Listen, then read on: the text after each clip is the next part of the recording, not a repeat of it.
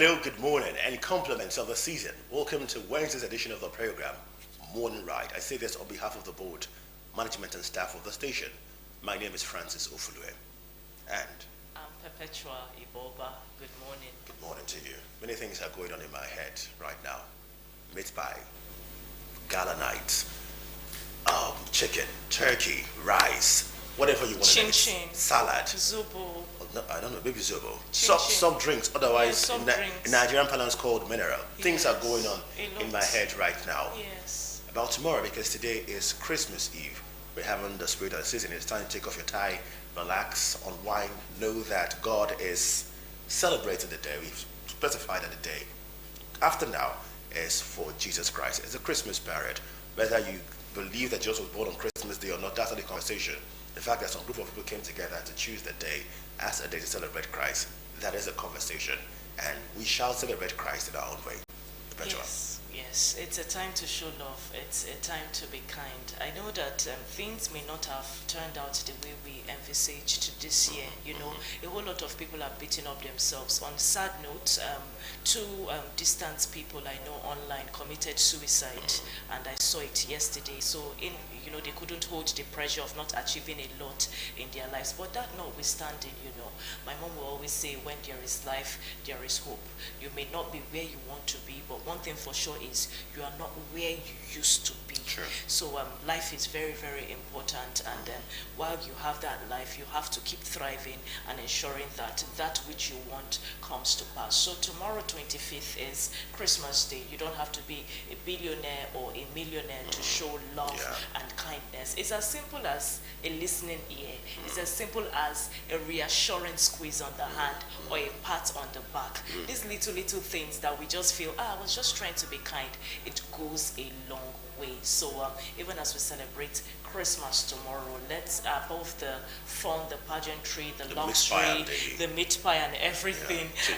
It's pertinent that we have this time of personal introspection and reflection to truly celebrate the reason for the season. And that's Jesus Christ. The reason for the season was born in the manger, but there you are struggling to get a 5-star hotel to celebrate his day. I don't know how you take his matters more personally than the one who was born on that day or the one whose birthday is marked on that day, really. So do it in the most modest way possible. I know, granted, you might want to be a little bit lavish, granted, a little bit, but while you're doing that, look at the other person just close to you and show love to them in your capacity.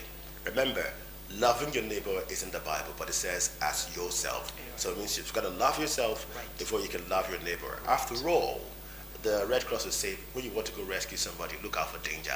It means that you must look out for yourself first while looking out for other people. And that's quite important. Other experts would say, you can't love somebody else if you can't love yourself. So you must first love yourself to be able to give out love to other people. So during the season, say no to suicide, say no to depression, say no to the pressure. There's so much pressures right now. A lot. People are doing things they wouldn't have done ordinarily.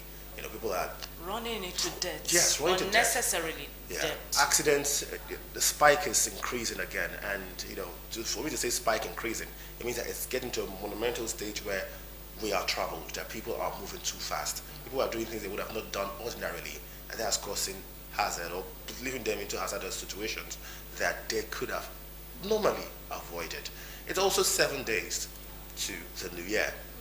2025 has been 1 year for many people. While there were many people who celebrated the year 2025, there are some people who believe that 2025 came with its own sadness and grief.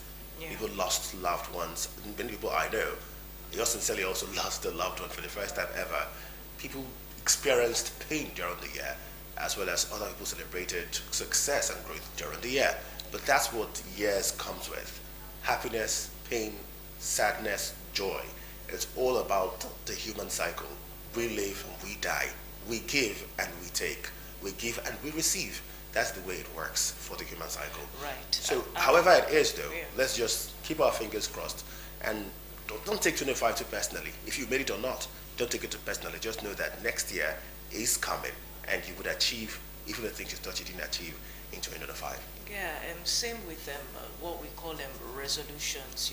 Most people, Francis, they must have, made plans on what to achieve. Let's say leaving the country, getting married, doing one or two, moving out of their old apartment into new apartment, and then 2025 brought them heartbreak, things they didn't envisage. This is me saying, don't beat yourself up about it. At one point or the other in our lives, we've gotten to stages where when we looked up, it was too far, and when we looked down, it was too near. We were very, very confused, but we are still standing.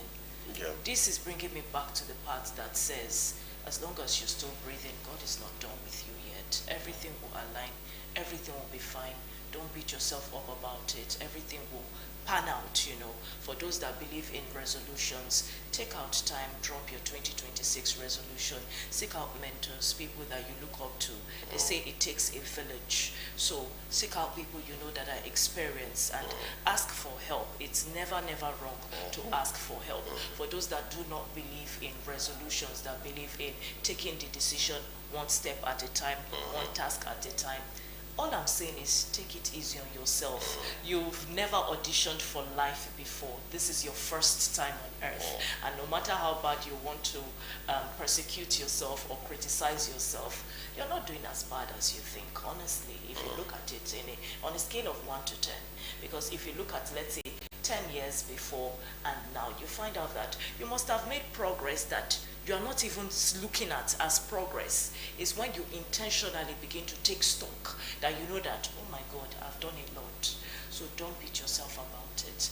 Our prayer is that 2026 will be better, it will be greater, we'll smile more, we'll have reasons to be happy and All right. rejoice. Very strongly. Also, as we are preparing for 2026, we can see decorations, some of them fixed by the state government, Yes. some by other organizations, some by personal individuals. Hey, how do I have to put that together? Individuals on their own had to personally have their decorations. Beautiful everywhere. But the government, I think the bulk ends at around their court. They've been doing their own part, fixing areas. I saw the flyover, a beautiful thing at night. I saw the State House of Assembly, beautiful thing. Even the legislative quarters, beautiful thing. They had the lights, looked very beautiful. I love them all. The nightlife, the DJs, they're doing well. Yeah, the civil servants have been requesting for more, from the government. After all, in Delta State, arguably, most of the workforce happen to be civil servants. Some are crying for more than what they saw on the 17th of December. Right. They are requesting for more. Oh, Rumors yes. are abound about it. But you know what? Yes. Let's go on Street Talk now and ask a question. If you had a request, what would it be from the government? What's your one request from the government? That's on Street Talk. And that's coming up next. I know civil servants want to say, give us the 13th month. I know that's what it's all about. That's what they want. It is not your right. Okay? What is the government's duty is to ensure that you get your payment every month, and that has been done even earlier than planned. I know some of my friends in service would have finished, I don't want to say squandered, exhausted, spent everything that I've gotten. Francis, why are you looking at me? Yeah, I don't know if you are the friend. But there are people who have spent, and it's understandable. Yeah. If you spend buying things ahead, it's understandable. Futuristic. If you were lavish, buying things that you would have ordinarily not gotten, I really hope. It's also understandable. This is the Yuletide season, Christmas season, and Francis. Don't do that. Okay. Yeah, it's If also you spend because you were expecting the 13th month, you were not that wise. It's also understandable. Francis, don't do that. All right, let's go find out on Street Talk. If you had a request from the government, what would that request be? That's on Street Talk. We're back afterwards with a paper review.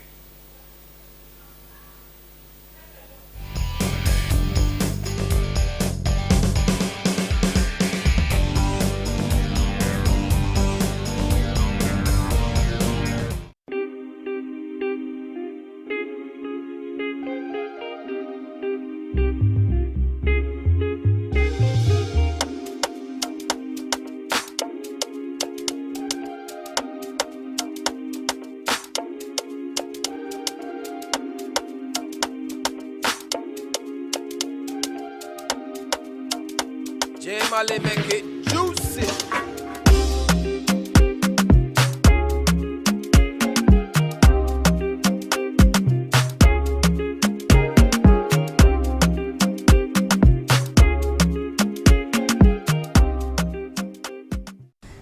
Nigeria is a country filled with hopes, dreams, and let's be honest, frustrations.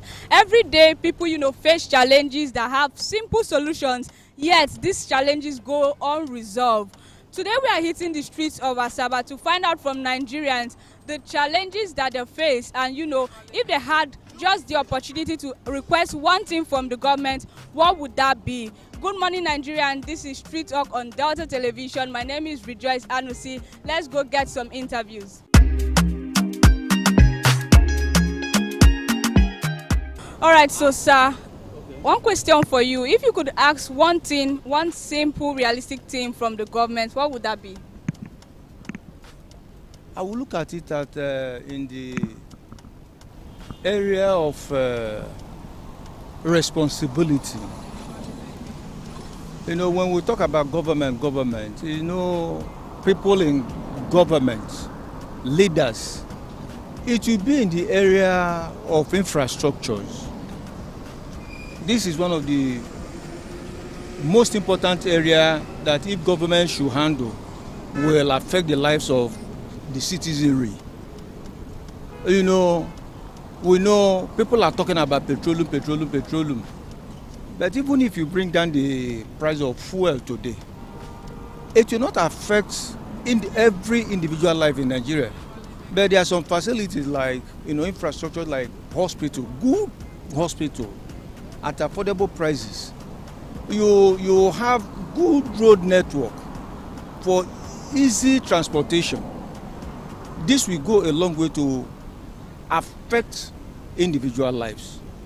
Personally, I'm looking at health. Health, that's the most important thing. Because if you are alive, you can do any other thing. Thank you. Thank you so much, sir. Thank you. Okay, do you think the government actually listen to our complaints or requests? Okay, I would say the government don't actually listen. We complain, we talk, but it's like they do what they want to do. They don't do what we want. So it's like when we talk, they actually hear, but they don't do what we want them to do. So that's what I would say. I would say practically they don't listen. Okay, so if practically they want to listen now, what is one thing you would request from the government? Okay, I will request power. If you look at the electricity sector of the country or even of the state, so many people who do businesses, they actually need power. Small scale business, there's no industry that does not need power. People will even come and invest in the country when they know that the power sector is strong. But now we don't have a good power sector. We complain about it, we don't hear anything about it, and it's like it goes under the carpet. So I would believe if they can look at the power sector, it will be of great importance to businesses and investments at large, and it will build the financial aspect of the state. All right, thank you so much. Thank you. Thank you very much. So I want to ask you, what advice would you give to the government about, improving the lives of Nigerians? The government should look into the areas of insecurity. In Nigeria right now, it's looking at it where some persons have invested in insecurity, thereby making the country unbearable. There's no security, you can't move freely. There's no state now that is secure. In fact, Nigeria as a country is not secure. They should look into the area of insecurity. Those people who are making business, making money from this insecurity, they should be brought to book.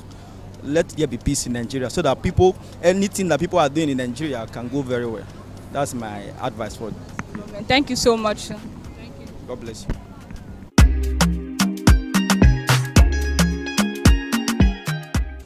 Okay, sir, if you could make just one request to the government, what would that be?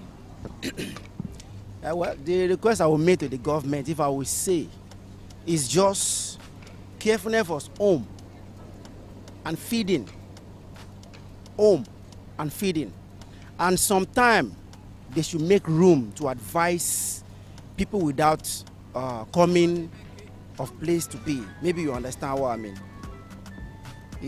That's what I have to say for that. Maybe other question there, I don't know. Okay, so if you think, if the government grants your request today, how would you feel about that? The government grant what? If the government grants your request today, how would you feel about it? I will feel grateful. Even me, as in, we talk more about governor, and I'll be proud about governorship. I'm a man and I believe I'm the future. So when they introduce all those things, it make us happy. But when I see most of them, even me is touching. They said the leaders of tomorrow start today. And I believe in what they are doing, if they can do more. They're trying, of course, I won't lie. But the point is just that. Let them do something simple that we can see. For instance, if you go some joints now, people are feeling seriously homeless, hungry, and advised less. People don't read. Hardly to find people read. But most of me like this, I advise them to read. And if you can't read, I talk and advise. So I will let them to work on the area of feeding and homing and advice. This is 3 points. Thank you so much, sir. You're welcome. If you could make one simple request to the government today, what would that be? Okay, I think if I should say, the request that I will make to the government is concerning the feeding and house rents. I don't know, since if you could notice, foodstuffs these days are very, very high. And secondly, house rents are also high. I could remember where I do stay, at least before it was 250,000. But just in a couple of 6 months, they now raised it to 350, which is very, very, very sad. So now imagine those that could not afford the house rent. It will be very bad for them. They will not feel very happy. And those that could not even afford, some because of the cost of foodstuff now, some can't afford 3 square meal a day. Some goes just take their breakfast, or some just take only lunch, and then they go to bed. So if the government could grant your request today, how would you feel about it? I will feel very, very happy. Not just me, but everybody in Nigeria will feel very happy, because it will put smiles on a lot of people's faces. Thank you so much. Thank you.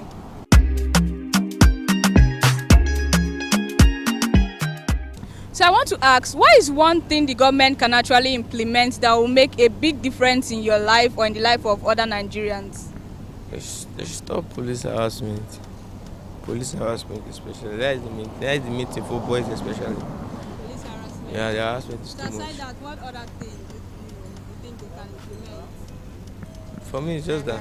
Just that? Me, you're fine with other things? I'm fine with other things. Right? Yeah, I'm fine with other things. So if the government grants your request today, how would you feel about that? Everybody will be happy now. Right. Everybody will be fine now. Yeah, because the police brutality is too much. It's too much. I can't because of these police people. I can't drive here in Asaba now. I can't drive now. I have 2 cars, but I can't drive. I don't drive. All right. Thank you so much. Thank you. Okay, so I want to ask, if there is one request you have for the government that they are going to implement that will make a huge change in your life, what is that request you have? For me, I would like them to empower the youth, because there's a lot of youth that don't have work. There's a lot of things. Even I want them to, the children, there are a lot of children that are walking around, roaming around. There's a lot of things. They should just empower the youth, because if they empower the youth, many things will reduce in this country. As well as crimes, crimes. Yeah, robbing. That is a lot of things will reduce. There's a lot of youth that went to school, but there is no work for them. You can see some guys now, they are driving bikes and the rest. They went to school, they have certificate, but there is no work. So that is why. So if they should give youth work, robbers and things, many things will reduce. So, how would you feel today? Like, realistically, tell me, how would you feel today if the government grants your request? I will be happy, and I feel like everyone will be happy. It's not only me.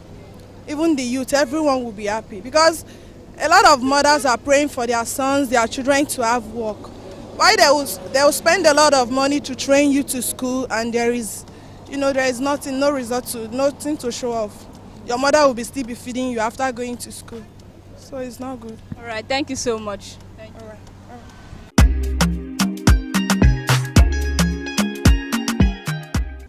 From On the streets of Asaba, we have heard diverse views. Some are calling for better infrastructures, others are calling for good power supply. The people have spoken, and one thing is sure, all of these things reflect the realistics of Nigerians in their everyday life.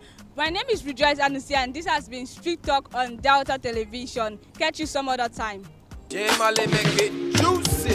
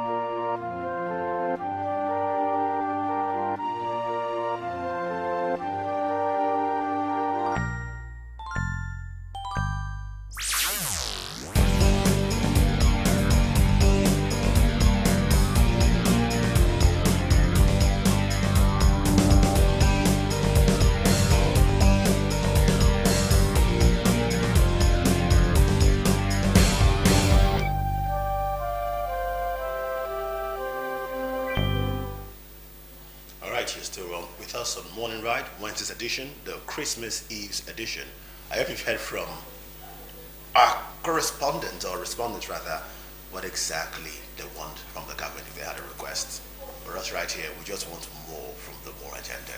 Yeah, we see the roads, we see the efforts put in place. Just recently, the governor was around the Warri area, and he had an on-the-spot assessment of the Julius Berger flyover.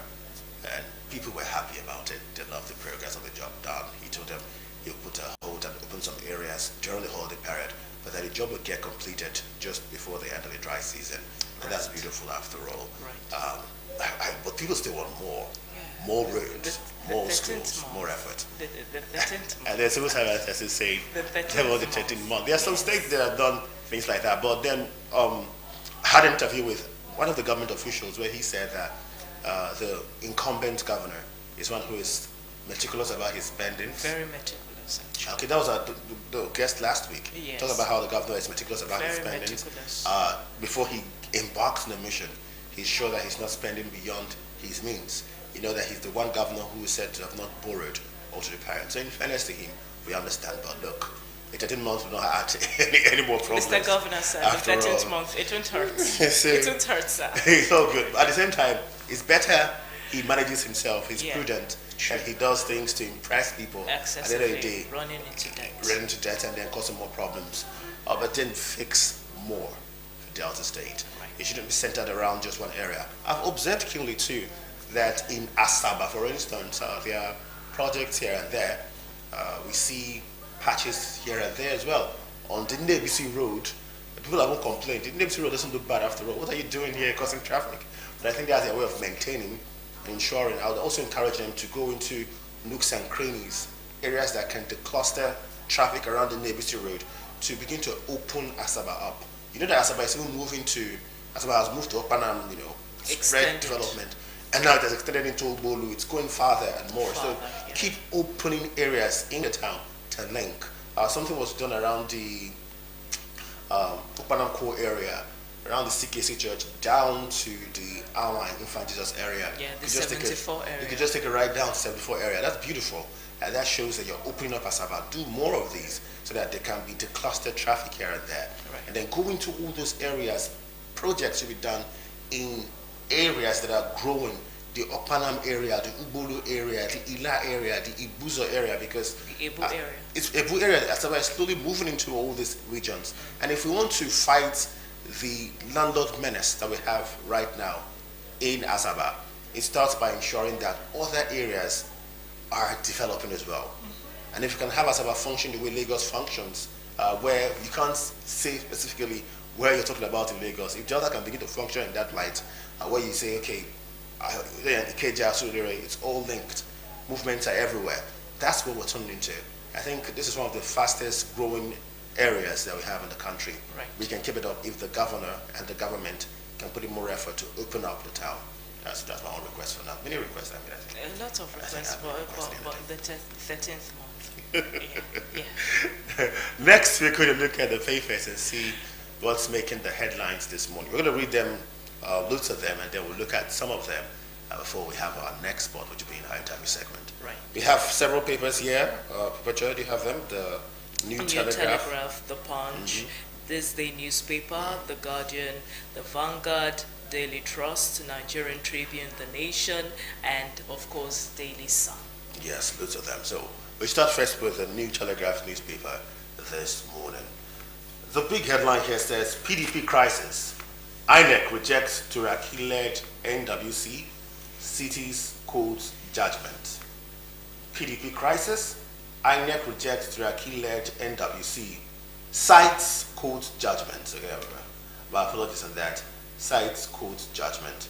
Now at the top strip we have 2026 budget. Lawmakers approach 13th January to December cycle. 2026 budget. Lawmakers approach 13th January to December cycle. Just underneath that says intense competition boosts Nigeria's urea export value to 602.8 billion naira. And this story underneath the photo speak, name CAC numbers to become official tax IDs from 2026. It's coming from FIRS. I think that destroys those are the rumors we've been hearing about the tax ID and the rest. 6 Rivers reps, 2 senators dump APC for PDP. That's on page 2 and 4. Insecurity. Terrorists using POS to collect ransoms. Coming from NCTC, says kidnapping sustained by community informants. That's on page 3 and 27. Reps urge security agencies to rescue 27 abducted persons in Plateau. And here we have costly Christmas. Nigerians battle festive price hikes. We expected that. And the last story making the front page, here says over 77% of measles cases in Nigeria more visible with UN vaccinated children, coming from NCDC, and that's on page 5. All right, the next newspaper is the Punch newspaper, and these are the headlines. 2027, Turaki camp fumes as INEC rejects PDP ESCO. NBA, Atiku demand new tax law suspension. Yuletide rush, federal government orders contractors to keep highways open. Wike promised to hold PDP for Tinubu, Makinde alleges. Budget crisis. NAS extends 2025 fiscal year to March. Senate reps pass revised 91.8 trillion naira 2024-2025 budget. 2026 appropriation bill passes second reading. Federal government orders takedown of terrorist social media account. Measles death toll hit 153 in 11 months. Ekiti domesticates Nigeria Tax Administration Act. Akpabio mourns police escort killed by tanker. Noun student collapses during test, dies. And lastly, court seizes land linked to Goodluck Jonathan estate. All right. We'll look at our next story, This Day newspaper. On This Day newspaper, Makinde, Wike promising to hold down PDP for Tinubu sparked our disagreement. Fresh trouble for PDP as INEC rejects new national officers, cites court ruling. Ekiti takes the lead, domesticates Nigeria Tax Administration Act. That's on page 6. Senate hails Tinubu's 58.47 trillion naira 2026 appropriation bill, backs infrastructure and security push. Those are the stories making the front page of the This Day newspaper this morning. The Guardian newspaper is next, and it says investor fatigue, $14 billion infrastructure, gap store deep seaport renewal plan. Lots of headlines right here, but we'll be taking just a few. Calls for suspension of tax reform laws intensify. Lawmakers okay old budget extension. Revised 2026 fiscal plan for 58.47 trillion naira. Aisha warns Tinubu against Buhari's mistake of retaining underperformers.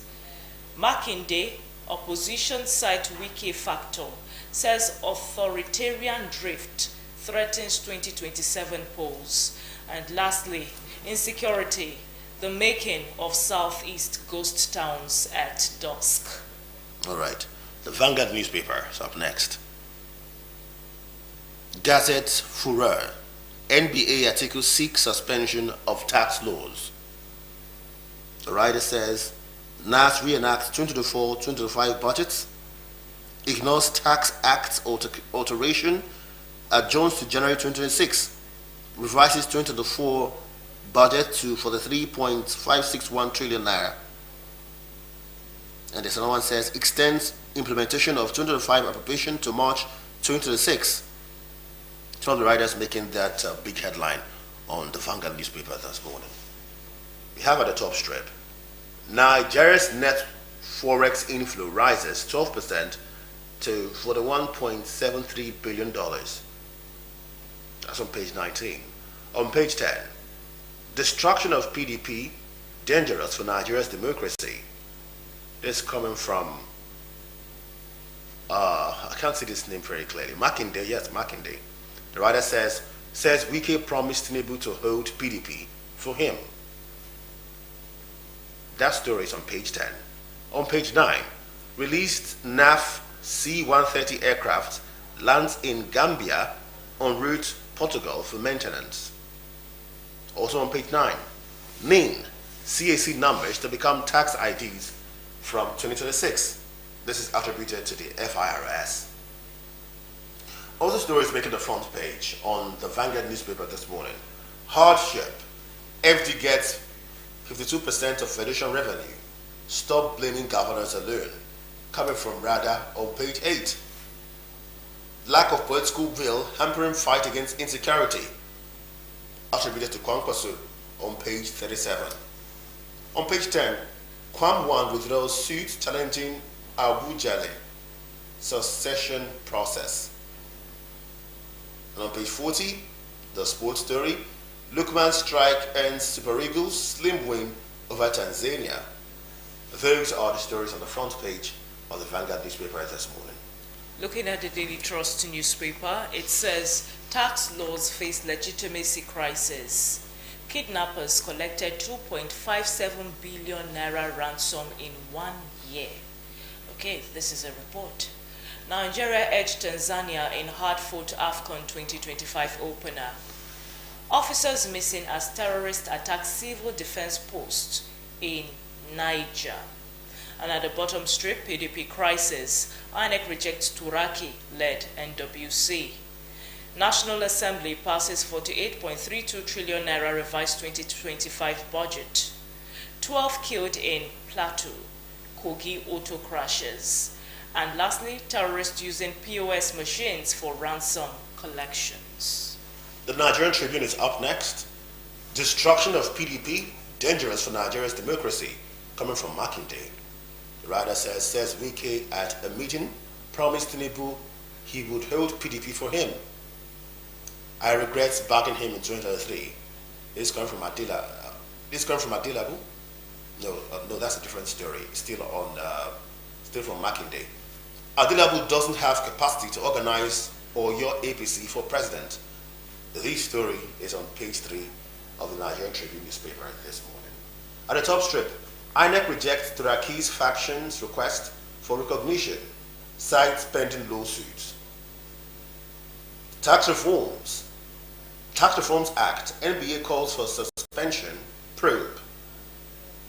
2 Rivers PDP senators, 6 reps defect to APC. Other stories here, Nigeria falls short of oil revenue targets in H1 2025, Budget Office reports. Abuja less 2, Kwam 1 withdraws suit to stop process.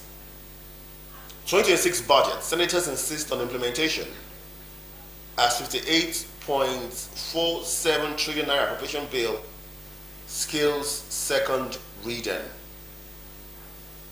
Ekiti takes the lead, domesticates Nigeria Tax Administration Act. NIN becomes automatic tax ID for Nigerians. On page 5, and the writer says, as CAC number emerges official identifier for businesses. These are the stories on the Nigerian Tribune's front page this morning. The Nation newspaper is next, and it says National Assembly okays 43.5 trillion naira and 48.316 trillion naira revised budget. Turaki-led PDP accuses INEC of bias.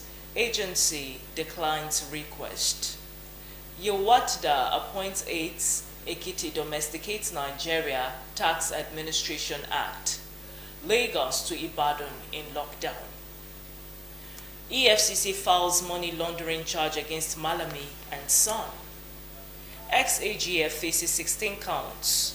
30 properties valued at 212.8 billion naira to be accounted for. And at the bottom strip it says counterterrorism center boss. Counterterrorism center boss coup in Mali, Niger, Burkina Faso, worsening security in Nigeria. Right, that's it on the Nation newspaper. All right, our next paper this morning is the Daily Sun newspaper. The big headline: I won't support Tinubu in 2027, coming from Makinde. The writer says he regrets backing him in 2023, once against destruction of PDP, attacks FCT minister. At the top strip, NBA to federal government, suspend new tax law implementation. The story underneath that says no distinction between mass kidnapping, terrorism, coming from NCTC. At the bottom strip, NAS okays Tinubu's request to extend implementation of 2025 capital budget to March 2026.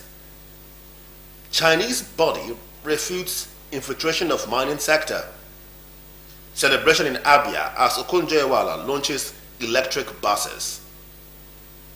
IVI Nigeria slams police for detaining journalist's wife, baby as bait. These are the stories making the front page of the Daily Sun newspaper this morning. And that's all on the papers this morning. We'll get back to the studio and look at some of these headlines. Most of them, we've seen the PDP marking day crisis, really. And when it comes to politicians, one of the things to avoid is supporting or being part of their back and forth. It wouldn't really help you at all if you are part of that system. But we know how Makinde and Jason Wike and the rest of them had a little crew during the 23 elections, and how they did not seem to be in tandem with the PDP. But this change in everything changes everything entirely. Makinde coming out strongly to say, I won't support Tinubu in 2007 is quite a very strong statement. However, it looks like that might not carry so much water, because lots of the southern states, if not all of them, they have defected to the APC, so to speak, and their loyalty now lies with the APC. So this particular charade might not carry so much water. However, it's good to have oppositions here and there every now and then, sharing out their 2 cents. When opposition is done in bitterness and not tacticality, that is where the problem comes in. When it is done as an act of vengeance and an act to rebuild society, then we shall worry about it. We hope that in all these back and forth, we see some truths come here and there, and we see an intention to help Nigeria. That's the bigger picture at the end of the day. But then he says he regrets backing President Bola Tinubu in 2023. So the advice always is simple. Before you do things like this, you have to be sure about what you're doing. Before you support or not support an agenda, you must be sure about your plan. So it's quite sad for the Makinde's revelation. But then EFCC files money laundering charge against Malami's son. That story made the front page of the Nation newspaper as well. Right. Yeah, and the question is, after all said and done, are we going to get to see the aftermath of that legal suit, or this be swept. This money laundering charge, because every now and then we seem to hear these stories just move slowly, gradually of the cycle. We don't hear much about it anymore. So that's a big question really for the FCC. After all these allegations are made, after money laundering allegations are made, how do you follow up? Do we have these people arrested, prosecuted? Do we have the courts taking action? Have you gathered your facts properly before bringing it to the press? That's the question we'll ask the EFCC, because so far we've not been seeing prosecution cases, we've just seen allegations every now and then. So we want to see more prosecution than allegations for the part of the EFCC. Are there other stories here we have to look at? Yeah? Yes, yes. Like this one coming from Daily Sun on a very exciting note, actually. It says celebration in Abia as Okonjo Iweala launches electric buses. And I think it's a good thing for the people of Abia and Nigeria in general that we are seeing something beautiful. But above the launching of the electric buses, the big question is, are modalities put in place to ensure that these things are durable when it comes to those that have been saddled with the responsibility of maintaining it? Because it is one thing to have beautiful things as these, it is another thing to ensure that these things are maintained. I think one of the problems we struggle with as Nigerians, as a country, is maintenance culture. The mentality that it's not my personal property, therefore I don't care about what happens to it, therefore I handle it as I please, therefore I don't handle it carefully, I just do as I wish with it. And that's one of the problems that we've been trying to curtail as Nigerians. If something is not ours, we just act as if we don't have any care in the world about it. Well, it's a beautiful thing, but the big question still remains. Are those saddled with the responsibility of maintaining this thing up for the task? How durable is it when it comes to things like emergencies and all of that? Are all of these things put in place? These are the questions to ask, actually. Very big questions, really. Yeah. So a great one for Abia State, electric buses. At the same time, we want to see more electricity also in Abia State. While we heard from the governor, Oti, saying that he had done a lot in terms of power in Abia State, we have seen from grapevine and from different personal sources that it's not a rule for Abia State yet in terms of electricity. I saw a journalist went there and he pictured a place in total darkness and said, it's not what we see on the press. So it means that more work has got to be done in that area. Or bring electric buses, our homes electrified. Do they have electricity? Another big question to ask. And while we're trying to move from this to that, I hope that we conduct better research to be sure that this is a better alternative than what we already have right now. Because one of my biggest questions is really, in the whole fight for green energy, and to avoid how we use fossils and fuel and the rest of them in polluting environment, why have we not found the Western countries, the Western climes, who are big on green energy, not embracing other alternatives rather than fuel for their buses on that large scale? It means that something is not adding up to what we're doing. So we need to do more research to ensure that we know what we're doing. This is not a case of copy and paste it, because Nigeria has been guilty of such in the past, where we had the Ebola crisis and we were copying the Western standards in terms of handling our standard. But this is a case where the vehicles that we drive are mostly built outside Nigeria, in the Western world. So it is theirs, first of all. And if they have not chosen to use electricity yet, make it viral like that, the CNG, or make it viral like that, then something is missing in all these alternatives that we are producing. That's why it still boils down to proper research, honesty, sincerity of purpose for the part of government. And until we get that right, we might be moving towards the wrong direction. Not to criticize the electric buses anyway. Perhaps it might be the better alternative. It's not a bad thing if we are the one to kickstart such a process or a project in the world, but at the same time, let's ensure that we dot those I's and cross those T's before we are the ones to bear the repercussion of poor research before implementation of such movement. But at the same time, congratulations to Abia State. Yes. Good one already. Let's see how it plays out indeed. We have some other headlines. There was one about crisis, officers missing as terrorist attack, Niger Civil Defense Post, Niger Civil Defense Post, Niger State Civil Defense Post precisely. Niger State. And that is really, really a lot to see. It's a sad one, actually. Civil defense post being attacked. It really questions the security status of the country at large. And like I said earlier, like I've always said, security is one thing that should be looked upon, looked at critically, because if the security of a country is threatened, a whole lot of things are going down. Development, safety, a whole lot of things are going down. Now, talk more of the civil defense being attacked. It calls a lot to question. It really does call a lot to question. And it's quite huge to bother about that. Niger State on its own is one of the most affected states when it comes to banditry and the likes. And if the civil defense are being attacked like this, it kills the integrity of the civil defense. What's the fate of the common man over there? Yeah. People even have less trust for law enforcement agents. And now know that the civil defense are the ones to accompany VIPs, so to speak, through the president's declaration of all police attached to VIP should return. And then if we have the civil defense who have been given the mantle being attacked by terrorists and bandits, it doesn't give impetus to what they are doing, and it kills the trust of the people. And that's why the story still on that same paper says kidnappers collected 2.7 billion naira ransom in 1 year. A thriving business in the negative light. That's really worrisome. Very worrisome. That's really worrisome. In Nigeria, we have recorded over 3,000 kidnappings in just this year alone. The past year, that's what security reports indicate, and that doesn't tell well for the country at all.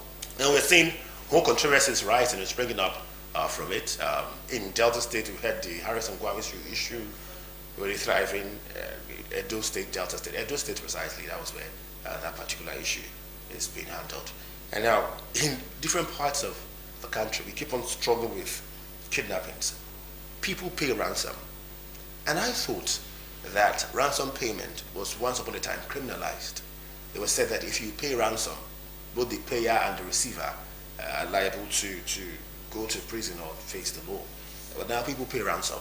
And would you blame the people when there are grapevines and rumors where governments pay ransom? There are those who have come on broadcast stations and social media and hit their chest to say they can tell you for free that ransoms were paid. I think, was it El Rufai who had that statement too? Said he could tell you for free ransoms were paid and anybody should come to him. And nobody has come to him. The DSS has not come to him to ask him to bring evidence of it. Everyone just went mum after he finished saying what he said. So the people do not have trust in the government. If you have given a law earlier on, do not pay ransoms to kidnappers. Why do you push that law under the carpet? Why does it seem like kidnappers now have a free ride, a free hunt, just go for anybody they want, pick them, arrest them, hold them to ransom, and what's going to happen? Nothing is happening really, and that's why we're seeing kidnappers for ransom reaching up to 2.57 billion naira. Let's not forget that last Wednesday where I reminded us how kidnapping has become a thriving issue around Nigeria. While we had internet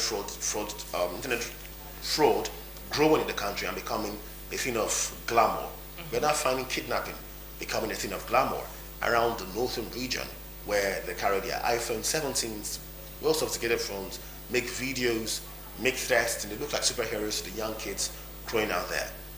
And just like young boys at some point in the southern region were admiring cultists and wanting to grow up to become cultists. Because they saw them like mentors. It's like mentors, and they saw them attractive. That's the same way that people are beginning to admire kidnappers and bandits in some northern regions of the country. And also there was a group that even revealed on all the papers today that villagers are now becoming informants of these bandits and terrorists. And if that is what's happening right now, that means what we talked about in terms of having that lifestyle, the glamour of kidnappers, is beginning to touch people that they are trying to be part of it. And if you're trying to be part of it first, apart from reading out information, they have easy recruitment. They have easy recruitment everywhere, because when they want people to join them, people join from those areas. So there's a lot of jobs to be done for the part of government. While we're trying to fight with the military, with armed forces, with security agents, law enforcement agents. Let us try to provide social security and work on the social environment of those around kidnappers, because slowly it's becoming a business, not just a business, but a glamorous business that is admired by the young ones out there, males and females alike. And we also heard rumors about how parents would take their children to kidnappers and say, hey, keep them so the government can pay. All these things are not things we're going to be hearing about again. We should have a fight against terrorists where we have no negotiations with terrorists, and we can move higher and overcome this head that is really holding Nigeria to ransom, really. So other papers we have this morning, we have, this one says, tax laws face legitimacy crisis. Tax laws face legitimacy crisis. And what's happening out there is that legal bodies and civil society groups are questioning how recent tax laws were passed, saying the process lacked transparency and proper consultation. That's what they're saying. Now, first, let's know that some of the facts here are just simple. Nigeria's tax to GDP ratio is about 10 to 11%, far below the African average of 16%. The government is pushing tax reforms to boost revenue and to fund the 48.32 trillion naira 2025 budget. And then the Nigerian Bar Association, NBA, they have warned that poorly passed laws may be challenged in court. And this matters because if citizens don't trust tax laws, if the NBA does not trust the tax laws, then compliance drops. Yes. Revenue is also going to fall, and the government borrowing is bound to increase. Exactly. So we must be sure about the tax laws that we're having. And so many stories have been all about this taxation. I was so glad when I saw a story from the FRS saying your NIN ID is your tax ID. That was a good one, because on social media, everyone has been entering paranoia. Exactly. Hearing about tax ID, you can't collect money next year, you're going to be in trouble next. It's good to see the FRS coming out to make a very clear statement. If you have your NIN, it suffices. It suffices. And that was a good one to see. And for the part of government, we must ensure that the people can trust the tax laws. If they don't have trust in tax laws, they are going to fight against it. And we are still in a democratic system of government in Nigeria, where the power belongs to the people. I don't know how that story has changed, because it looks like the government has more power than the people lately. But as far as democracy continues to grow, it only takes time before the people will take what is theirs, which is the power. If you're looking so strongly at the Daily Times newspaper, Daily Trust newspaper this morning, I don't know if there's any other headline we did not treat. Yes, this one that says 12 killed in Plateau and Kogi auto crashes. It's still boiling down to safety on the road, most especially during this Yuletide period. As a pedestrian, as someone plying the road with his or her vehicle, you've got to be careful on the road, because it's more congested than it used to be. There are lots of people on the road, those trying to beat traffic to get to the airport, those trying to travel, get to their destination in time. So you can never be too careful when it comes to your safety. As a road user, either as a pedestrian or as a vehicle owner, you should know that you're not just using the road for yourself. You're using the road with other people. You are with people on the road, so you've got to drive safely for yourself and others. You've got to cross the road safely for yourself and for others, so you don't end up implicating people. You should be very, very careful at this point. And when it comes to security, I said it was weeks ago that the era has passed, Francis, where you just stand up and then because you're an adult, you go out without telling someone where you're going to. Even if you're going to somewhere as close as the market or as the mall, you should tell someone, I'm going to the mall, I'll be there for some time, or I'm going to this area, if you don't want to be specific, because you want to own your privacy. I'm going to this particular place, I'll be back at this point in time. If you're traveling, it's not out of place to send your location to your family and to your loved ones. We don't pray that bad things happen, but then we can never be too careful. We should send our locations to people around should the unthinkable happen, so that these people around will help, when the need arises. Yes, you just said everything, words on marble. This is the season to rejoice. At the same time, this is the season where people have that urge to be out there, be faster, do things faster, and sometimes speed. Most times, after all, every time, speed kills. So we must be careful. The moment you take your car keys or your motorcycle keys, and you're about to hit the road, be mindful of one thing. Everybody around you, they are all having mental problems. They are all mad. You are the only sane person on that road. Everybody else is mad. And how do you treat a madman? You avoid a madman. It only takes another madman to confront a madman. You know, or maybe, let's say, law enforcement agents in their numbers, they can come overwhelm. But you're driving the car all by yourself, and you're facing the madman all by himself, or the mad woman all by herself. You must ensure caution as you move on the road. You must ensure that. And also, if you are not a driver or a rider, do not embark. I mean, if you just have the subtle idea on how to use the vehicle, how to use a bike, do not embark. We had a very sad story that happened around Asaba region where someone had to use a bike to do a pickup and, crashed. A very popular figure. Very sad story, really. And you must do the things that you're used to doing. That's the one way you ensure of survival. This is a great period. But don't forget, the year 2025 came with so many losses, and we have 7 days to go. Do not be part of the statistics of those whom we lost during the year 2025. Take your time. Be sluggish, so to speak. Take your time. Easy come, easy go. Too fast, too soon. Observe properly. Observe properly. Yeah. Remember, everyone around you is bad. Even if you're a pedestrian as well, look around you. All those vehicles out there, they are driven by mad people. So ensure to avoid them. Avoid them as much as possible so that you don't have any kind of tragedy that affects those who love you or affect you terribly. That's our one request for you this morning on Morning Ride. It's the season to be jolly, regardless. Don't let the sad stories hit you the hardest. Instead, just be careful, just be modest, be mindful, and celebrate the reason for the season. When we come back, we have more packages for you on this edition of Morning Ride. Stay with us.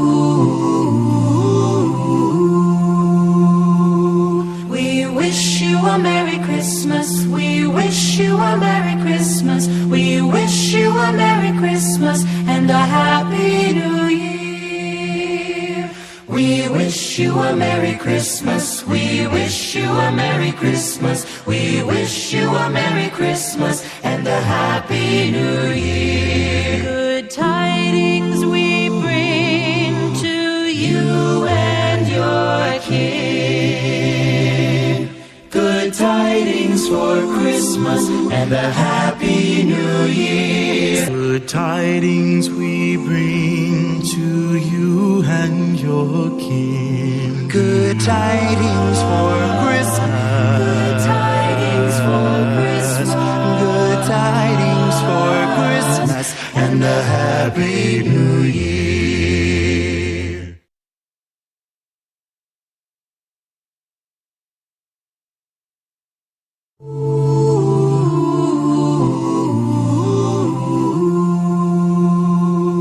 We wish you a Merry Christmas. We wish you a Merry Christmas. We wish you a Merry Christmas and a Happy New Year. We wish you a Merry Christmas. We wish you a Merry Christmas. We wish you a Merry Christmas and a Happy New Year. Good tidings we bring to you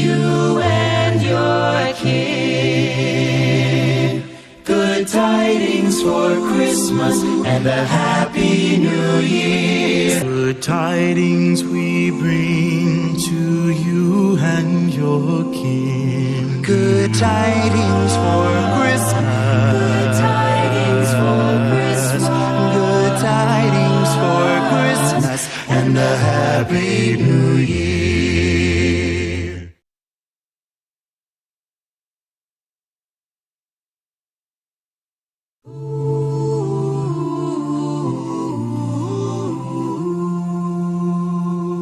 We wish you a Merry Christmas. We wish you a Merry Christmas. We wish you a Merry Christmas and a Happy New Year.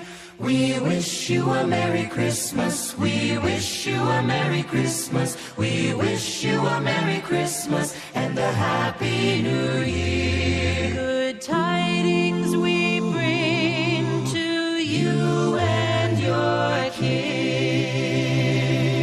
Good tidings for Christmas and a Happy New Year. Good tidings we bring to you and your King. Good tidings for Christmas. Good tidings for Christmas. Good tidings for Christmas and a Happy New Year.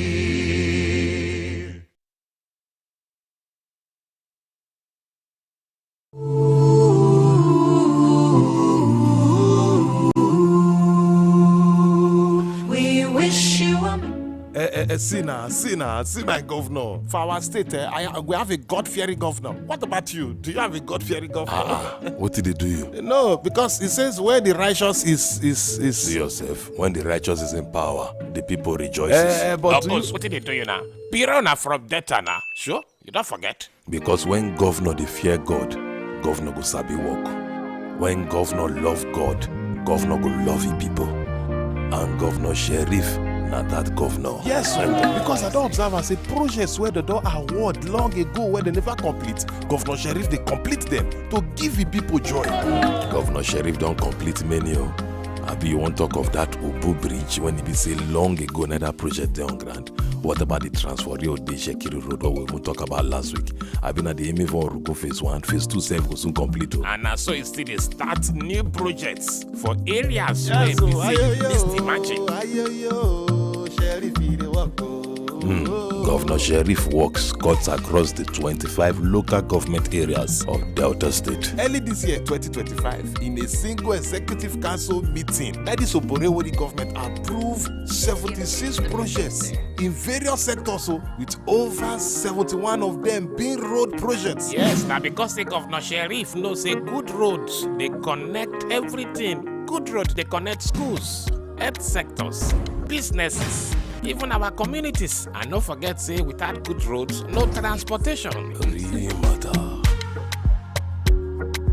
Brought to you by Delta State Ministry of Information.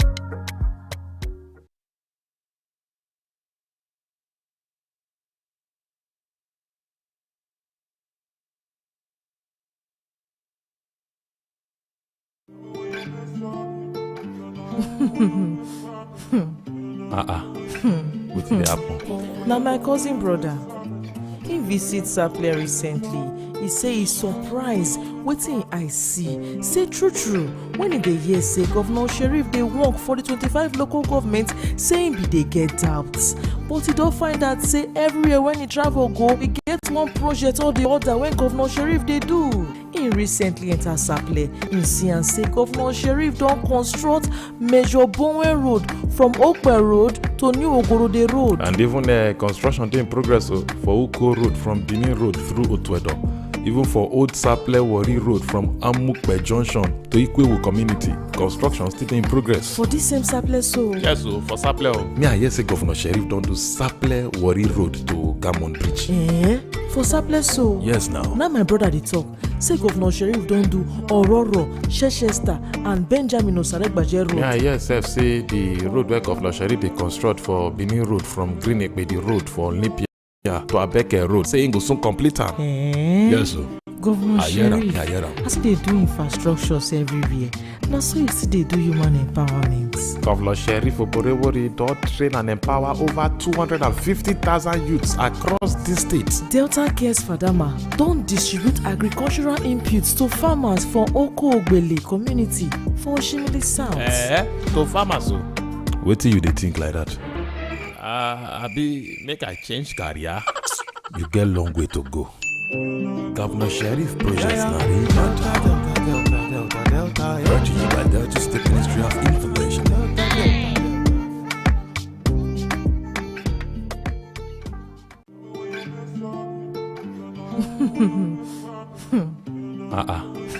Wetin dey happen? Na my cousin brother. He visit Saple recently. He say he surprised wetin I see. Say true when he dey hear say Governor Sheriff dey work for the 25 local government, say him be dey get doubts. But he don find out say everywhere when he travel go, he get one project or the other when Governor Sheriff dey do. He recently enter Saple. He see and say Governor Sheriff don construct Major Bowen Road from Okpe Road to New Ogorode Road. And even construction dey in progress for Uko Road from Benin Road through Otuedo. Even for Old Saple Wari Road from Amukpe Junction to Ikwewu Community, construction still in progress. For this same Saple so? Yes, for Saple. Me I hear say Governor Sheriff don do Saple Wari Road to Gamon Bridge. For Saple so? Yes now. Now my brother dey talk. Say Governor Sheriff don do Ororo, Chester and Benjamin Osaregbaje Road. Me I hear say the road where Governor Sheriff dey construct for Benin Road from Green Ekpedi Road for Olympia to Abeke Road, say him go soon complete am. Yes sir. Governor Sheriff, I hear am. as him dey do infrastructures everywhere, na so you still dey do human empowerment. Governor Sheriff Oborevwori don train and empower over 250,000 youths across the state. Delta Cares Fadama don distribute agricultural inputs to farmers for Oko-Ogbele community for Oshimili South. To farmers o. Wetin you dey think like that? Abi make I change career? You get long way to go. Governor Sheriff projects na brought to you by Delta State Ministry of Information.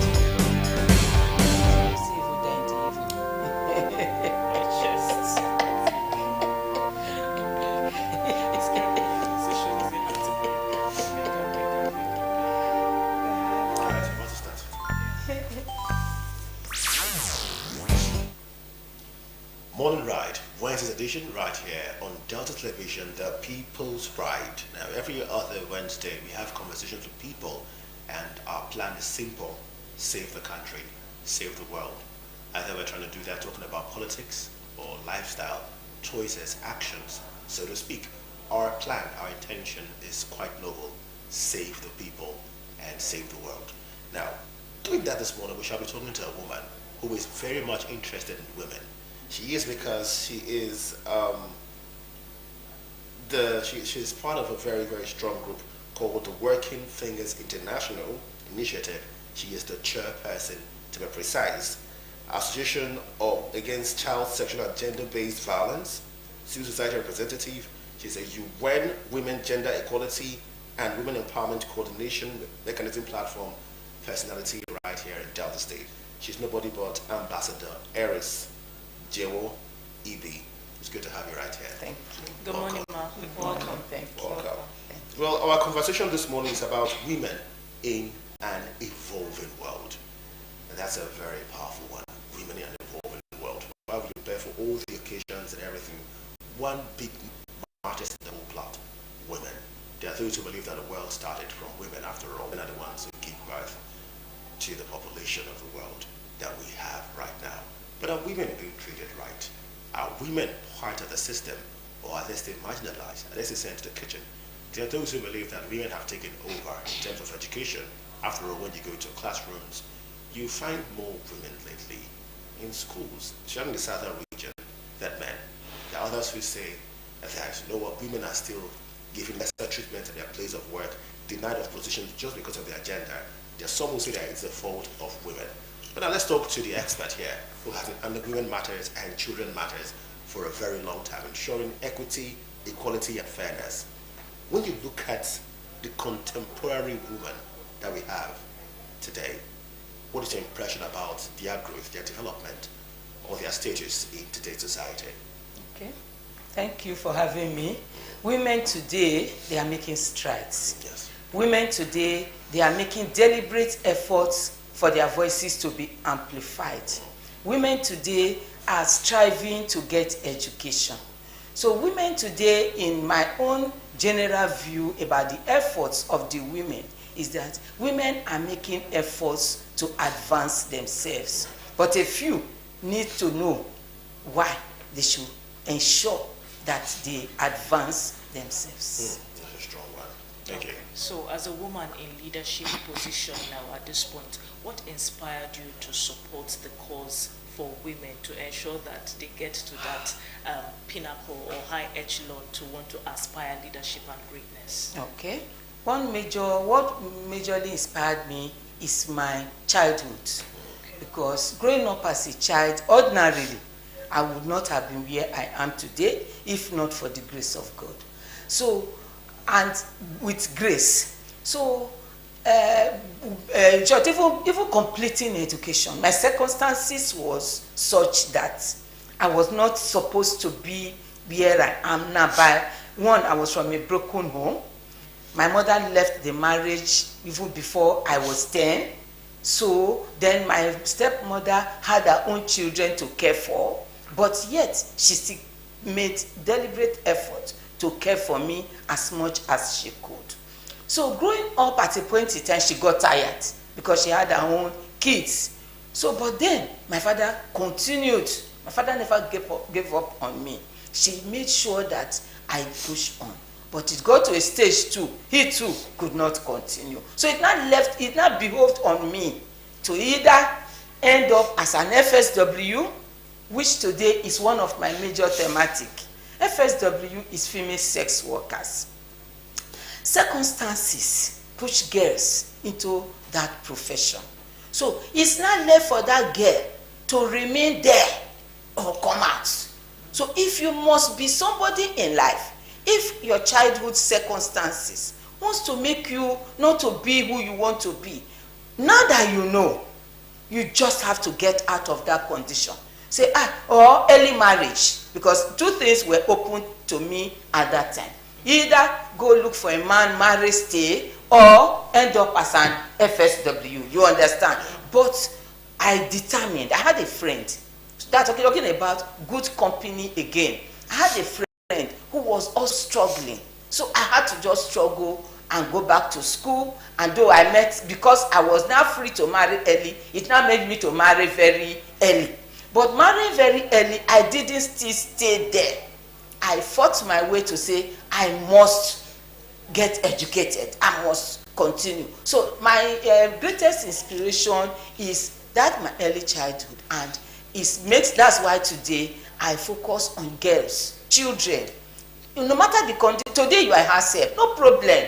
You can still be who you want to be. Don't remain in that condition you are now that you think is, state, fate brought you. Don't remain there. Continue to aspire. Continue to progress. Continue to make efforts, and you will attain what God has planned for you. Is today's society fair to women? Even right from the time of Ahab, it's not today that this circumstance. Oh, it has continued since the time of Ahab. From the time of Bible. Then even you remember that story in the Bible where there was this, I've forgotten exactly the portion, where these people came to this man and there was need, they want to kill, they want to do, he had to throw out his wife for them, and they raped her and all that. And then later she got when the people had gone, the assailants have gone, he went there, he pieces the same woman again and shed to 12 to make them to spur them up to fight. So why is it that it's a woman that had to be that he has to pieces, and for him to share to the 12 tribes of Israel, for them to now come and fight? So is this situation is not today. It has continued. It has started. The butchering of the woman. The woman, the vulnerability, the situation that is. The question is because this analogy we have given, we are going to finish it. Okay. On this program, you said our body was butchered, which is true in the Bible. Yes. How has this society continuously butchered the woman into 12 pieces and share around? Yes. Just to perhaps have their own interest not won. Yes. While undermining yes. the life and the importance of a woman. Yes. You know, the society today, like I still continue to say, the woman get information and don't allow yourself to go to suffer what society wants you to suffer. Like today, society want you maybe okay, let's say you married early, like my case. You married early. The man will tell you, you have to have children. You have to take care of the children. You have to sweep the house. All that is unpaid job. Nobody pays you, and then the man will come and tell you you are not working, and you will even believe that you are not working. Okay, you are bearing children, you are cleaning the house, you are cooking, you are doing all these things, and somebody will tell you, no, it's unpaid job. You are working, you are contributing to development. So the fact that you are not even earning income, you are contributing to the development, and then you too don't remain there. Because there is a stage, maybe that's why I'm an advocate of family planning.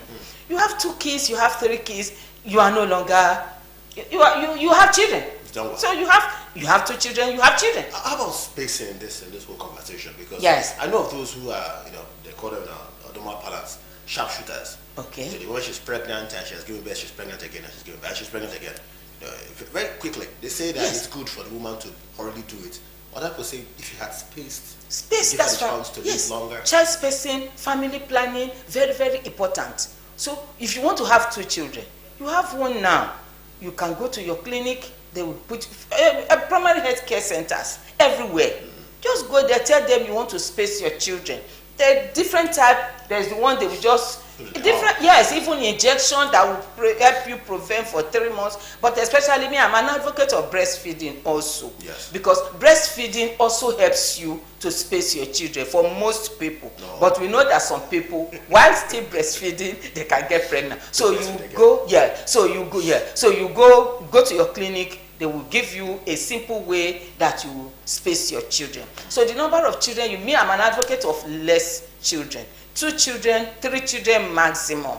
So that for the woman, we are talking about the woman today, for you to really empower yourself, don't look at me. I don't believe somebody will do something for me. I can do all things. So having that mindset that you can do all things through Christ who strengthens you, for those of us that believe in Christ, then you must be prepared to help yourself. Ambassador Ibi, yes. We are still talking about the butchery, the chopping of the pieces of the woman into 12 tribes. Okay. And then you mentioned something, this area you've mentioned, we're going to dwell on it a little. Okay. You talk about how women who might be housewives will do everything, and the husband will come and mouthwash them, tell them that you've done nothing, emotional violence, and bring everything to you. But do you know there are some women who actually earn a living, who actually go out, they go to work, return and earn money, and do all these things. In fact, they contribute to the family. Yes. The man will say, bring a little, bring 20%, maybe feed the No, children. so we'll tell you, come, let's have joint accounts. Yes. That's economic violence. While she's also doing all those jobs, and when she comes back, that's economic violence. Yeah, where we both have same accounts, and the man has greater access to everything and leaves me with nothing.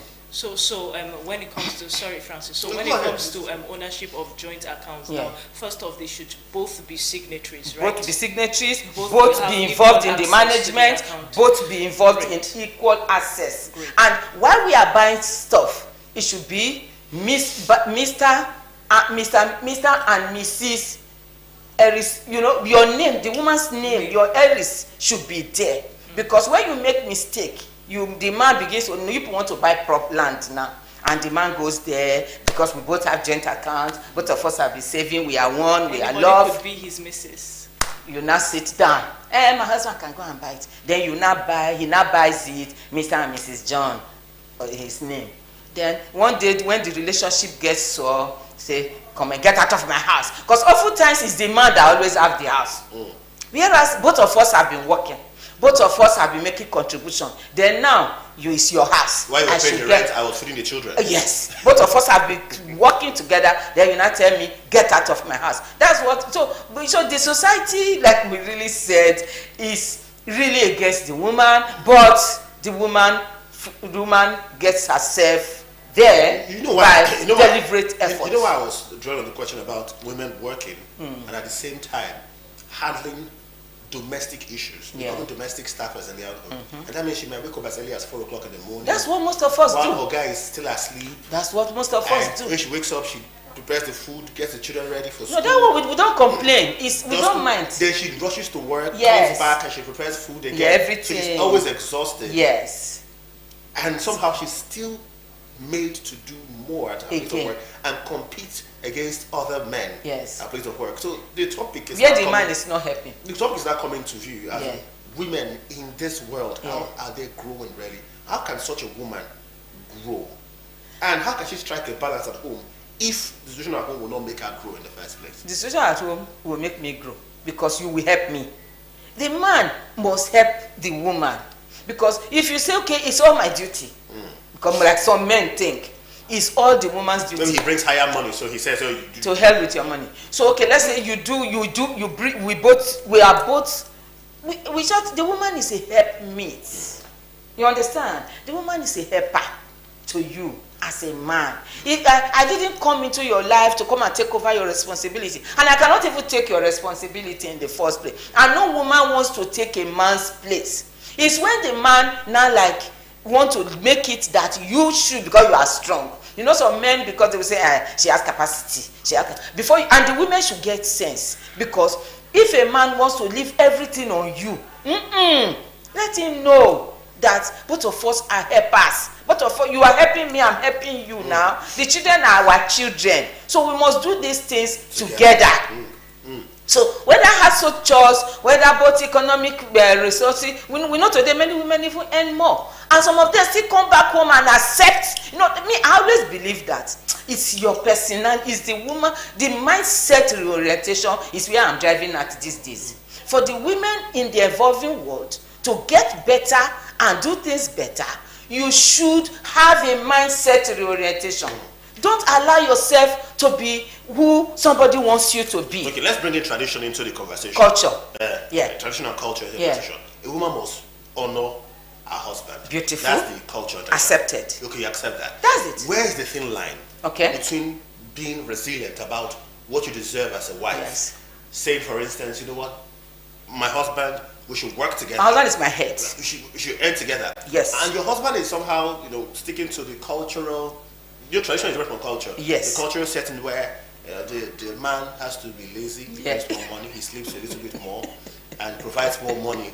Is why you do all those things. How would a woman strike this balance without dishonoring her husband? Culture never said the man should be lazy. We know that the situation today, most men have turned themselves to become lazy. Culture never said how would a woman make her husband do what is right now, according to our conversation? Getting you to do what is right is telling you to do what is right. But when the woman fails to tell you, then the woman begins to accept it as a norm, that's when it becomes an issue. So like me, I'll keep on telling you. Yes. Whether you take it or not, I will keep on telling you. And telling you, you will be tired of hearing me telling you. But nuggets. No, it's not like it. So the woman, don't accept it.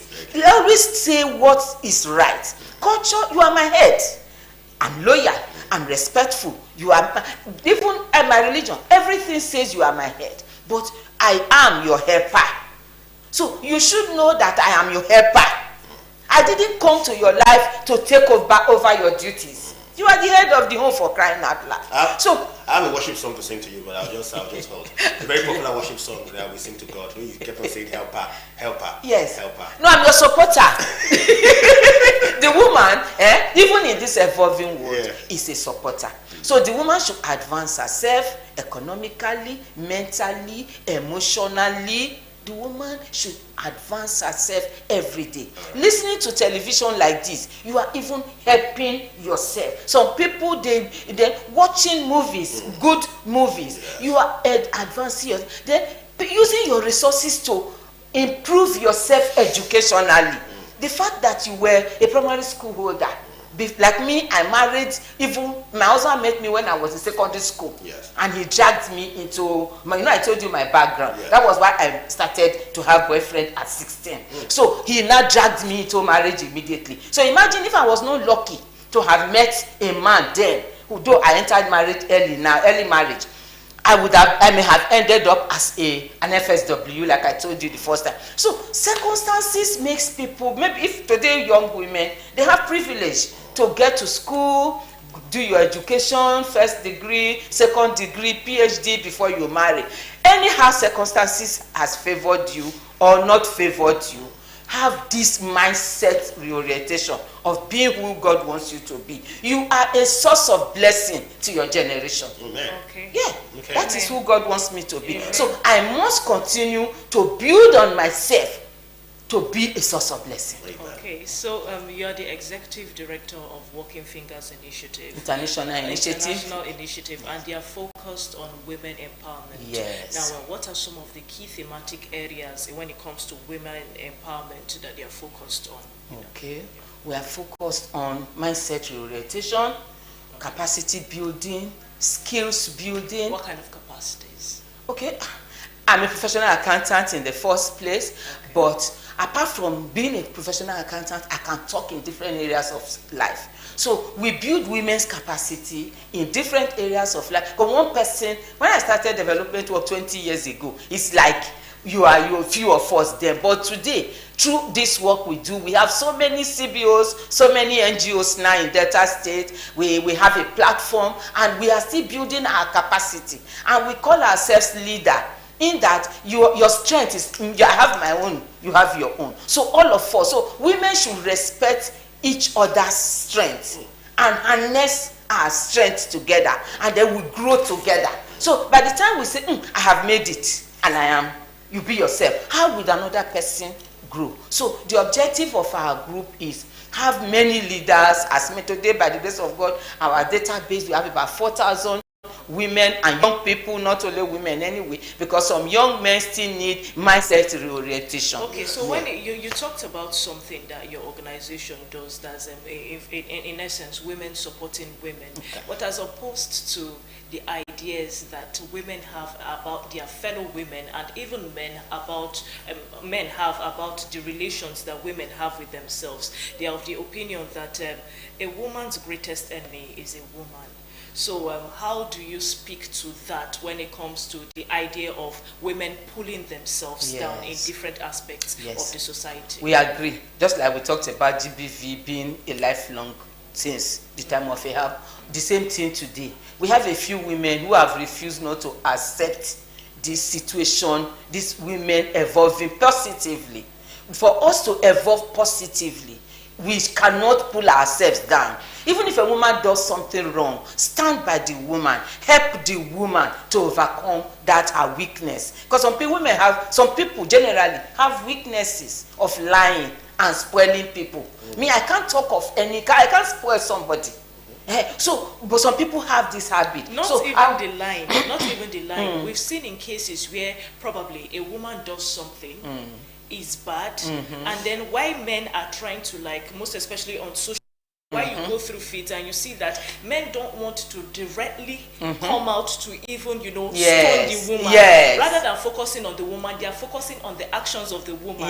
You come to see posts that read that their fellow women are the one bashing women them. should stop. They may have had a reason why they did that wrong, a bit wrong, but then you find out that it is women that are even coming out, even when there are accusations around that have not been proven right or wrong. You find out that it is a fellow woman that is coming out to say you did it, even when that woman is not there. So can you speak to that? With us, the theme for this year's 16 days of activism is stopping gender-based violence, online. That is everything online, and women really use on digital violence. That's digital violence, and many women really use the digital to bring down people, which is very, very bad. So as a woman, even you remember the case of Natasha when it started. I still came here and I talked about it, and I'm one of those that stood, and I'm still standing by her. I stand by every woman. So as we should never put down another woman, even if there is society, even people. As a woman, pray for the woman, even if she really did it. Pray for her. Then if you have an avenue to meet her, to change her attitude, use every other avenue to support the woman. Then if you let the woman know, so we should support each other. I want to know the difference though. Okay. There was the Natasha Utorawa story. Okay. There was the Better Edu story. Yeah. And the Better Edu story. Yeah. It's about her taking over 600 and something million. Yeah. Billion naira. Yes. The amount of money. Yes. Big, huge money. Yeah. How much would women support that kind of a woman? Because you said they should never bring down that woman. So in the public, it's like for me. Should they not speak against wrongdoing of another woman, even when the one has done something wrong? We know that's about the action. But in that case again, I always look at one side, another side of the matter. People were working with her. Guys were with her. It was people that were with her. Yes, so it's not really about her. It's about the people and people that did those things. So that's my belief. So women can never do wrong? No, women can do. We do wrong. We do wrong by mistake. You understand? So when the woman does what is wrong, our own duty is still to correct her and to ensure she doesn't do it again. We are humans. To err is human. To forgive is divine. But women should never pull down any other woman for whatever reason. Yes, for whatever reason. Very strong one. I want to drop. I don't want to continue. If not, and there are two women here. I might. Because I know that men will pull down a man if he's wrong. No, not in all cases. They talk it over on their. They have brokehood. Actually, they may put them down in private, but not in public. So who are the men that have been arrested by the police? Not in public. Well, the men arrested by the policemen, women. Because there will be more men arrested by policemen. They were men. So I'm just saying that, while men support men, let me give you a clear instance of this, what I've observed. If a man sees a man, with another, let's say a man cheating on a woman, a man's wife and another man, men are going to descend on that man who is another man's wife. Okay. That's what men do, basically. So women don't support somehow men, I'm giving you an instance that men would always speak against evil. But when it comes to an area to support a man, in terms of he wants to go into leadership, men are quickly going to back him and say, hey, go there, you can do this. Yes. But then there is a narrative I want you to speak to. Okay. The fact that women themselves don't believe that they themselves can make good leaders. In fact, women, if a woman sees a woman as the boss, they are worried themselves. They say, I pray a man. It's a general thing. I want to speak to that area. Yes. There are people also believe that women don't make good leaders. Simple and short. Serious. They say women are too emotional. Serious. Women can be extreme. Women can be mean. Let's say how they say it. They say women are very wicked. If they take that position, you will suffer. But a man is more lenient. I want you to speak to that area. Yes. Are women more wicked in leadership? No way. As they put it. No way. Are women good leaders? Women are better leaders. Better leaders. Women are better leaders. Okay, imagine this is your environment now. You have a woman at the helm of affairs, and you see things getting into shape and getting orderly. Women may be more disciplinarians. Women are always there at home with the children. So in leadership, women can be more detailed. Women can be like, no, perfectionists. Yes. But women are better leaders. And women should be supported to be in place of leadership. Talking about gender equality now. Yes. Both of us are in this office, and I have the same qualification with a male, and then that's discrimination. You now begin to say because she's a woman, women are more emotional. Who says so? Women are not more negatively. Women are emotional because they will consider for you. It doesn't mean that they are negatively emotional. So women are better leaders, and women should support women in governance. Women should support women. Election is coming by the grace of God very soon. Politics will start. Women should be projected, because one challenge we have, you see, like it, or even when our former governor talked about 25 vice chairmen, 2 local governments in the state didn't give women the space. Regardless the governor's directive, because the struggle to be there, even when we say, okay, now that's why we are advocating for 35% affirmative action. There should be, and then the representation seats. Women should be given space. When you are, not today's woman anyway, today's woman, make sure she tries to be perfect. She tries to make sure she lives exemplary. She leaves the space clean. So a woman is a better leader. Please speak to men that you always tell women, I have your type in my house. When they are their leaders. Because I've seen some very silly men. Yes. Forgive me, my gender. Yes. Naughty men who believe that a woman cannot talk to them. No. If a woman is their boss, they say, but I have your type. I'm not your type. I'm not the type you have at all. So let's talk about it. Yes. The religious and traditional perspective of assuming that a woman must be beneath a man. Please. Even when the woman is supposed to be his boss. Please, the man should have a mindset reorientation. Because I am a woman, and I have, today, if I'm your boss, but when I was in service, I had 28 accountants working directly with me. They all know me. And if the woman is your boss, she's not like that type in your house now. The one in your house is your wife. The one in your house is your wife. You understand? And you can't, me, I'm somebody else's wife. And my duty is to my own husband. Yes. My total respect, my loyalty is to my husband, not to every man. That's what the man should understand. So you that I'm working with, and today if I happen to be your boss, you must give me that due respect. Yes. And the man should know that every woman is not like that woman in his house.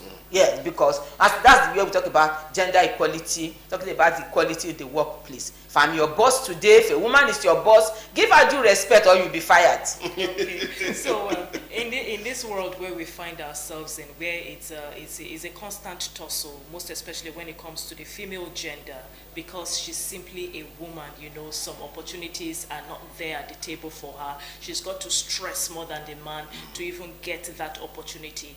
What do you say to young girls, that have bright dreams, and they don't see themselves as, being in this, they just want to, live their dreams, whatever part of the world? What do you have to say to such young girls, Young girls get mentorship, because there are, like, I'm a coach, I'm a life coach.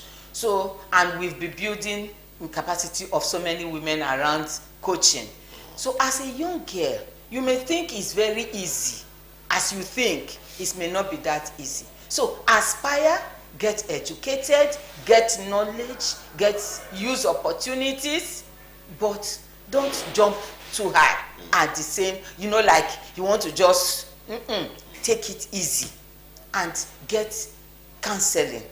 Because you may think, like, when those days when I wanted to start to sell baby things, and I went to meet a woman who sells baby things, local woman, and some friends said, "Wait till they decide to sell baby things." I said, "You have to learn. You are doing this thing. You are learn from who has been doing it, because there are some mistakes that person has gone through." So, as a woman, as a young lady, get good quality counseling services from persons that you see that not negatively, so young ladies aspire, struggle, strive. Don't ever sit there. We're going to say goodbye to you very shortly. Okay. But then one question, many questions are in my head, but let's just let this one be the last one. Women in corporate world being sexualized. It's almost a thing where you have male marketers and female marketers, and for the female marketers to get their clients, sometimes even their female bosses are the ones who encourage them to sexualize themselves or to become tools for rich male clients. I want to speak to that area, because we're talking about women in the developing world, and then we'll call it a day on the show. Okay, then that woman does not have sense. You, that woman, there are 101 ways you can make love to a man with your dress on. 100, there's a book like that. So if I must do whatever to get the male client, 101 ways. Pick any of the ways and get what you want from the man. 101 ways apart from going. Apart from without pulling your dress, without you not pull your dress. What did you do again? So devise any way to get result for your family. You are going to give us that 101 book. So thank you very much. It's a very big conversation. And it's a conversation that can take us for 3 days. I'm serious. I can keep asking more questions about it because women in an evolving world means a whole lot. Yes. There are many things that could be discussed about, that should be discussed about when it comes to that. But you've done justice so far. You've really proven that you are the executive director, Working Fingers International Initiative, the chairperson Association Against Child Sexual and Gender-Based Violence, and the civil society representative, UN Women, right here in Delta State. You have proven this that way you've responded to our questions. Nobody else but Ambassador Eris Jiwo EP. Good to have you. Good to have had you. Thank you so much. Thank you, sister. And that's how we sum it up today on Morning Ride. I'll say this, the worship song that was holding back was a song called My Helper. How can you be screaming My Helper and then you are treating your helper anyhow? Do you have sense? No, you don't have sense. So that's it. Thank you so much. I will wrap up Morning Ride on this note from Perpetua Iboba. Tomorrow is Christmas. In as much as we all love to celebrate physically, let's also celebrate spiritually with the reason for the season in our hearts. Oh, you heard the lady. Do exactly what she said. My name is Francis Ofulue. Good morning and goodbye. Somebody said it's not your bed. Somebody said it's not your birthday.